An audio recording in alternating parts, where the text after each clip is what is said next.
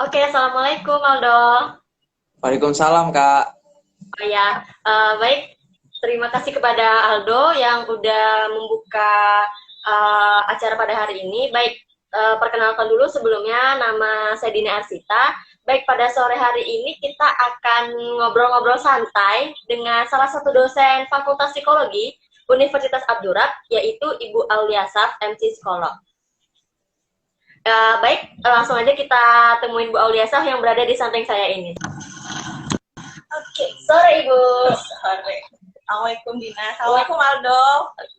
Waalaikumsalam, Bu. Ya, sorry ya agak ada masalah teknis tadi, nggak bisa login. Iya, Bu. Baik, Bu. Ya, Oke, Ibu, sore ini gimana sih kabar Ibu? Baik-baik aja atau seperti apa? ngaku pengennya sih ngaku kayak orang puasa, tapi kebetulan karena perempuan ya. Oke, teman-teman paham semua pasti maksudnya ya kan? Oke Bu, ini kan tema kita tentang minat dan bakat. Sebelum kita masuk ke pertanyaan-pertanyaan yang sudah teman-teman lontarkan itu, dari Ibu sendiri, makna minat dan bakat itu seperti apa Ibu? Oke. Dok, kita ambil alih ya. Kenapa, Bu? Suaranya kedengeran? Kedengeran, Bu. Jelas, Bu. Oh, oke. Alhamdulillah. Sebelumnya, Assalamualaikum warahmatullahi wabarakatuh. Selamat menunggu waktu berbuka ya. Jam berapa sih? Jam 4 lewat 14, 4:15 lah ya. Masih ada sekitar 2 jam kurang. Oke. Kemarin kan ngobrol-ngobrol sama teman-teman recall, kemudian sepakat untuk coba buat live IG. Ini live IG kita pertama ya dari recall dan fakultas. Semoga ada Ya, benar, Bu. live berikutnya gitu. Akhirnya ngambil keputusan untuk coba bahas tentang minat dan bakat. Itu kenapa? Karena ini kan lagi habis penerimaan ya, habis lulusan. Iya. Habis lulusan Ya, Bu. lulusan SMA. Lalu kan terus lagi pandemik pula. Lalu bagaimana dengan minat dan bakat kami? Gitu. Terus ada apa dengan minat dan bakat? Oke, kalau bahas itu kita bahas teorinya dulu. Apa itu minat? Nah, banyak teori, banyak tokoh yang mendefinisikan tentang minat, tapi kalau misalnya disimpulkan, minat itu adalah kecenderungan atau ketertarikan seseorang terhadap sesuatu. Jadi, datangnya tidak tiba-tiba, ada pencetusnya, ada faktor yang mempengaruhi. Karena kan kalau dalam psikologi sendiri kan ketika orang melakukan sesuatu, karena minat tadi adalah kecenderungan atau ketertarikan, berarti kan ada faktor pencetusnya. Nah, secara umum tuh faktornya itu yang mempengaruhi minat itu ada 3. Pertama, faktor dorongan dari dalam individunya. Intrinsik berarti ya Bu? Kayak gitu juga, nggak beda kayak motivasi.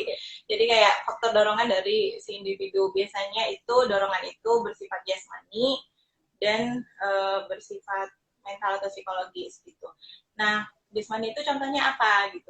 Ada dorongan orang yang dia pengennya itu gerak terus fisiknya. Nah, berarti kan dia punya ketertarikan atau punya minat di bidang olahraga. Terus ada yang dia punya ketertarikan di bidang kopi itu dalam artian pengen tahunya itu tinggi.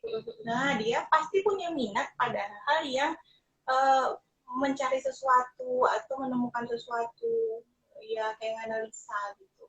Nah, itu faktor pertama, dorongan dari si individu. Dorongan kedua itu biasanya motif sosial. Nah, motif sosial ini sederhana. Gini, kalau lagi sekarang nih motif sosial ini bisa kemanfaat. Kenapa saya bilang begitu?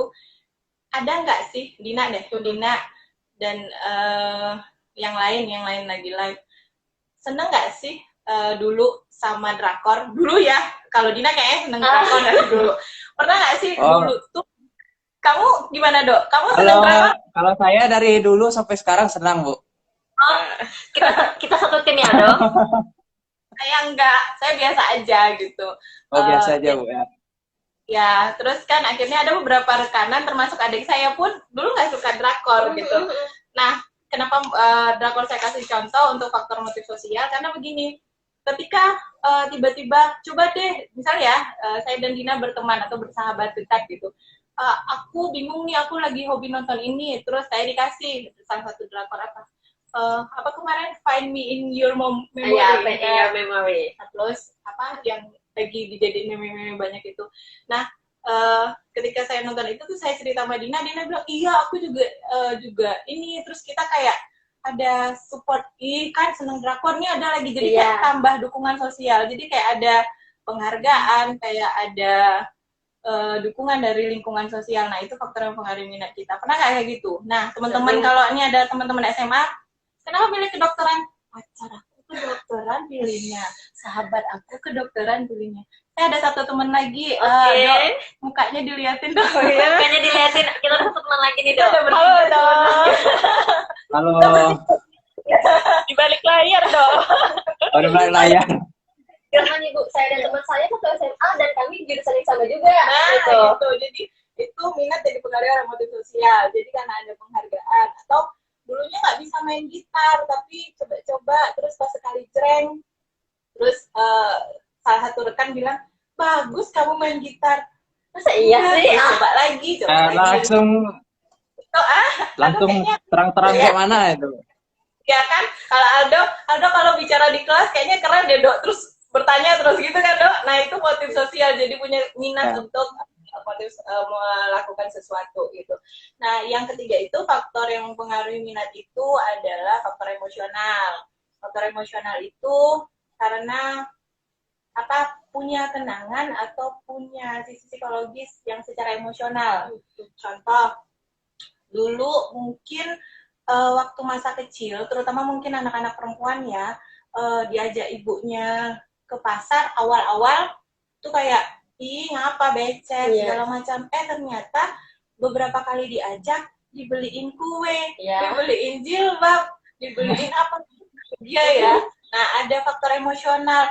Besoknya lagi itu tertarik sama dunia hal-hal yang berbau kayak melakukan perdagangan dan segala macam. Nah, itu namanya minat yang dipengaruhi oleh faktor emosional. Jadi ada kenangan gitu. Kalau bidang minat begitu. Nah, itu minat. Jadi minat itu kecenderungan ketertarikan terhadap sesuatu dan tidak muncul tiba-tiba. Berarti dia ada proses dari kita masa kecil sampai ke dewasa gitu ya, Bu? Oke. Nggak bisa kucur-kucur. Nah, berbeda sama bakat. Kalau bakat itu memang potensi yang dimiliki oleh seseorang atau seorang individu. Potensi ya. Namun, potensi itu perlu dikembangkan dan perlu latihan. Berarti kalau tidak dikembangkan dan tidak latihan, ya nggak jadi apa-apa. Oke, tidak jadi apa-apa. Ya, gitu. Jadi itu. Jadi beda ya. Jadi ada orang bilang, kan pernah menemukan begini kali ya.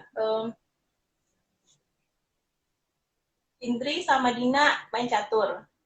Indri nggak pernah belajar sama sekali tuh tentang catur. Terus Dina tiba-tiba ngajak Indri, sekali jalan, sekali coba, dia bisa. Dina agak kesel gitu ya, dia perlu latihan luar biasa gitu. Sementara Indri enggak. Nah, itu bakat gitu, emang potensinya. Tapi kalau Indri nganggap bahwa ya udah gitu, dia nggak latihan lagi, nggak apa, ya udah sampai di situ aja kemampuannya gitu. Jadi jangan dikira bahwa bakat itu udah potensinya, jadi nggak perlu dilatih, nggak ada itu. Jadi yang namanya bakat tetap harus ada latihan, harus dikembangkan, harus tetap dilatih. Kalau enggak, ya bakat akan jadi bakat saja. Banyak sih Bu yang mengetahui bakat itu pas ketika udah besar gitu, karena kayak ngerasa ya passion saya bukan di sini. Kebanyakan sih kayak gitu Bu yang saya lihat di dunia ini nyata. Ya saya nyata emang kamu udah dia ada dunia yang nggak nyata dia. Ada lah Bu. Nanti kayak misalkan berada di jurusan ini, passion aku nggak di sini. Akhirnya balik lagi cari jurusan yang menurut mereka itu ini bakat saya di sini. Akhirnya saya ulang-ulang. Itu tuh gimana Bu cara mengatasinya Bu? Nah, sebenarnya kalau bahas soal ini kaitannya sama apa, jurusan kuliah apa jurusan SMA?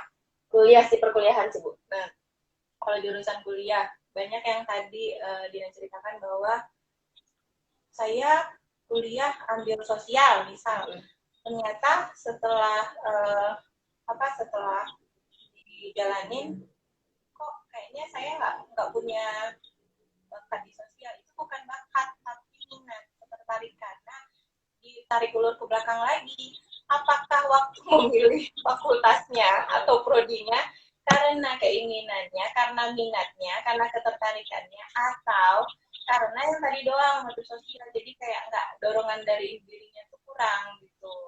dan plus mungkin tidak ada bakat atau potensi dari dalam dirinya yang memang tipe yang interpersonal gitu, yang ingin berinteraksi dengan orang lain. Karena bakat itu, tak pernah dengar buat Gardner nggak sih, Howard Gardner? Nah itu kan ada 9 bakat atau 9 kecerdasan majemuk yang dia sebutkan. Nah itu bakat sebenarnya. Do, suara kami masih kedengeran? Masih Bu, masih jelas Bu. Nggak agak jauh, nanti nggak kelihatan berdua. Gitu. Itu sih, jadi bakat itu potensi yang memang udah ada. Potensi ya, potensi kalau diem aja ya nggak jadi apa-apa gitu. Gitu sih. Oke, kemarin kan ini Bu, teman-teman sudah beberapa ada yang bertanya. Jadi mungkin pertanyaannya bakal saya bacain dan sekiranya ada. Oke, kita masuk ke pertanyaan pertama ini Bu. Jadi pertanyaannya itu dari Sayhatun Nasaroh. Nah, beliau pun ada Sayhatun di sini. Ada Atun kah? Ada Atun, Mbak? Sayhatun. Ada ya? Yaudah. Udah keluar ya tadi Kak. Udah keluar posisinya ya. Nampak. Oke, ya. Pertanyaannya ini, apabila ada anak nih Bu, di saat berminat dalam satu bidang tertentu misalnya, namun dia tidak berbakat di bidang tersebut, lalu bagaimana solusinya? Dan manakah yang lebih kita utamakan, minat atau bakat? Nah, ini pertanyaan paling familiar Bu. Kita milih minat atau bakat? Nah, itu mana Bu yang diduluankan? Minat. Minat. Kenapa Bu?